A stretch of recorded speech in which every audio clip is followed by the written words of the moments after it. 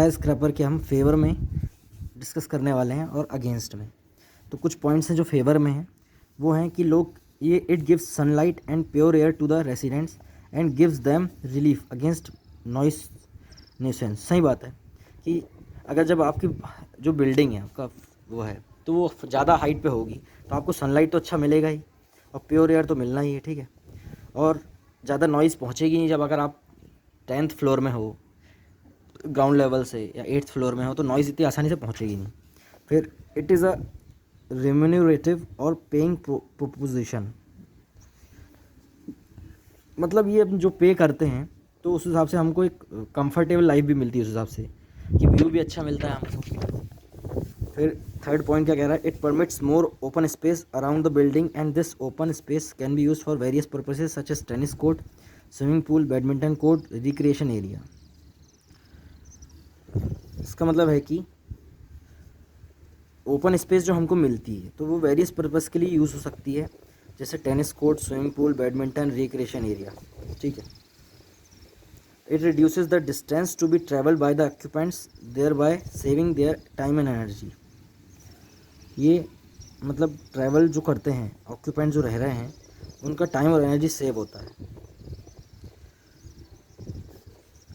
अब it results in curtailment of cost of various services such as water supply, transport, electrification, drainage etcetera. फिर है it saves precious land which can be utilise for agriculture purposes और develop for industrial units. The conveniences जो such as office, market and also other amenities can be had in the same building। अच्छा क्या है, वो एक ही building में आपको बहुत सारी चीज़ें मिल जाती हैं। मल्टी स्टोरी का ये फ़ायदा है कि आपको हो सकता है ग्राउंड फ्लोर में आपके ऑफिस हो, सेकंड फ्लोर में आपकी कोई शॉप हो, मोबाइल शॉप हो, और मतलब ऐसे आपको एक स्टोरी में बहुत सारी चीज़ें मिल जाती हैं। इसलिए मल्टी स्टोरी का ये फ़ायदा है कि बड़े शहर में आप देखते होगे 12वीं मंजिल पे कोई रह रहा है, 4th फ्लोर में उसका मोबाइल शॉप है, सेकंड फ्लोर में कुछ शेक की दुकान है, मतलब बहुत सारी आपको एमिनिटीज़ मिल जाती है। The staying on upper floor grants the pleasure of scenic view of near and distant object such as roads, green farms, hills, mountain, trees etcetera. ये वो जो व्यू की बात कर रहा था मैं, अच्छा व्यू मिल जाता है, ये इस पॉइंट में डिस्कस किया गया है। They could be seen to symbolise the economic growth of town and their location could enhance the skyline as well as be an expressive form of urban imaginary. अब जो against के हैं arguments वो हम discuss करते हैं। ये तो हो गए फेवर में, हाँ कि पॉजिटिव पॉइंट्स हैं, मेरिट्स जो हैं। अब डीमेरिट्स देखते हैं आपकी। It becomes difficult for old people to undertake vertical travel when the lift और elevator of the building fails. सही बात है, बहुत अच्छा पॉइंट है ये कि जब जो ओल्ड हैं हमारे यहाँ घर में, जो बुज़ुर्ग पीपल हैं, तो उनको वर्टिकली ट्रैवल करने में दिक्कत होती है अगर लिफ्ट ना है या फिर चल नहीं रही है तो।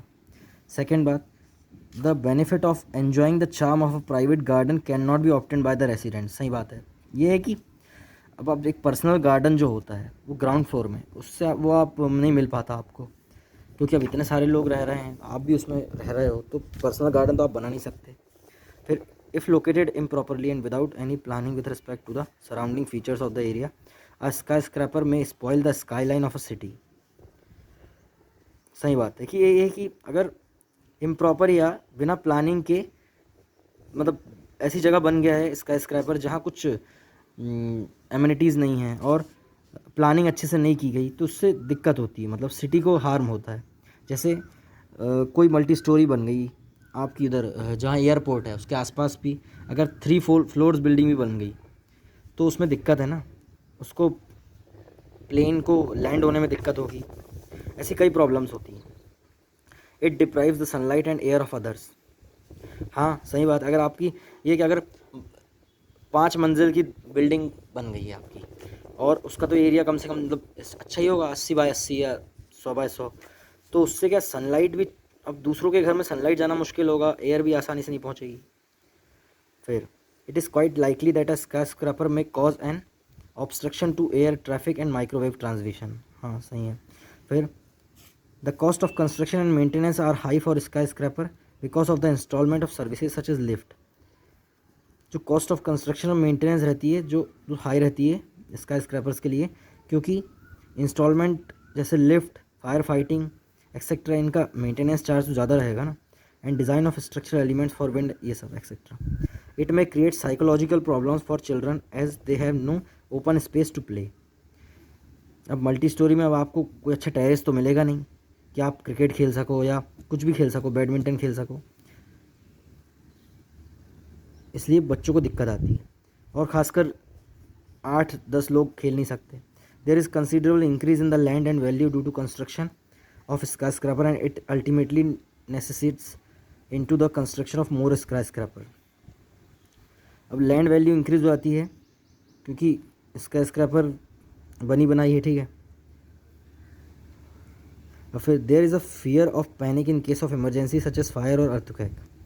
हाँ, अर्थक्वेक और आने का फियर रहता है। जैसे अगर मल्टी स्टोरी है तो अर्थक्वेक का इफेक्ट उसमें ज़्यादा रहेगा क्योंकि विंड लोड भी लगेगा उसमें।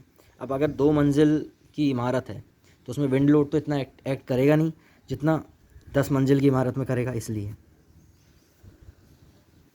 अब नेक्स्ट लेक्चर में हम देखेंगे कि जो हमने टाइप्स ऑफ बिल्डिंग देखे थे उनमें जो रेसिडेंशियल बिल्डिंग के अंदर आते हैं वो डॉर्मिटरीज क्या होती हैं, अपार्टमेंट हाउसेस क्या होते हैं और होटल्स क्या होते हैं। Share and subscribe the channel.